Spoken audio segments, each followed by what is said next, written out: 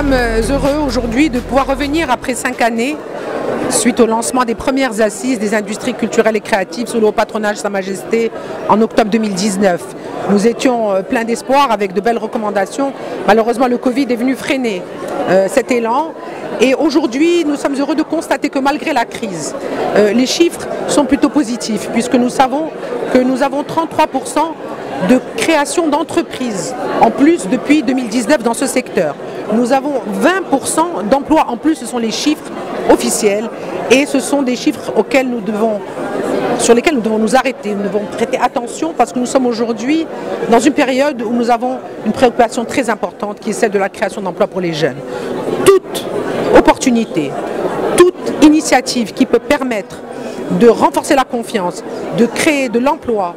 dans notre pays est une initiative importante. Il n'y a pas de grands et de petits projets, il n'y a qu'une somme de projets, de volonté, d'efforts et c'est ce que nous essayons de faire aujourd'hui encore dans le cadre de ces deuxièmes assises et nous remercions toutes les personnes ici présentes, bien entendu les médias qui relayent ce message, mais les nombreux professionnels qui sont venus aujourd'hui et aussi les membres du gouvernement, du Parlement et toutes les personnes élues et professionnelles qui sont là pour nous soutenir, nous encourager et surtout renforcer le dialogue pour que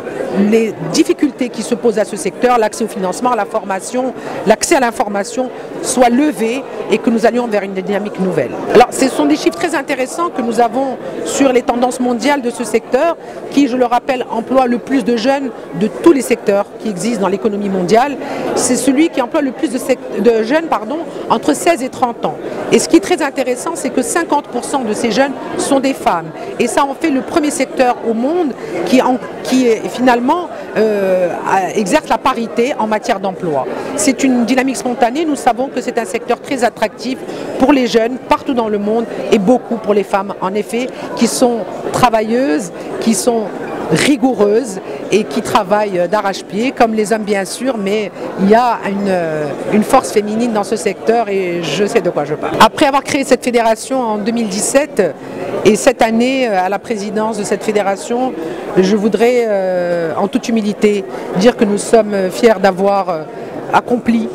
ce que nous avons accompli et que nous avons aussi affronté la crise du Covid. Et heureusement que cette fédération existait puisqu'elle a permis d'installer un dialogue avec le gouvernement et d'être prise en compte dans toutes les aides publiques qui avaient été mises en place par le gouvernement à l'époque. Et nous avons ouvert beaucoup de chantiers avec des partenaires comme l'Union européenne, avec diverses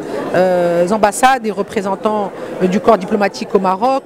avec aujourd'hui la Banque mondiale, la Société financière internationale et Tsumwilcom pour faciliter l'accès au financement, des projets en cours comme le statut de l'entreprise culturelle qui est fondamental pour mieux cibler les politiques publiques et toutes les réformes qui seront amenées à être introduites pour qu'elles arrivent là où elles doivent arriver, c'est-à-dire auprès des opérateurs du secteur,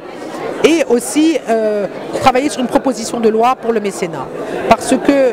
le mécénat est une tradition qui a toujours existé au Maroc, qui a permis à de nombreux créateurs, artistes, de travailler pendant des décennies, des générations. Aujourd'hui, nous ne devons pas perdre cette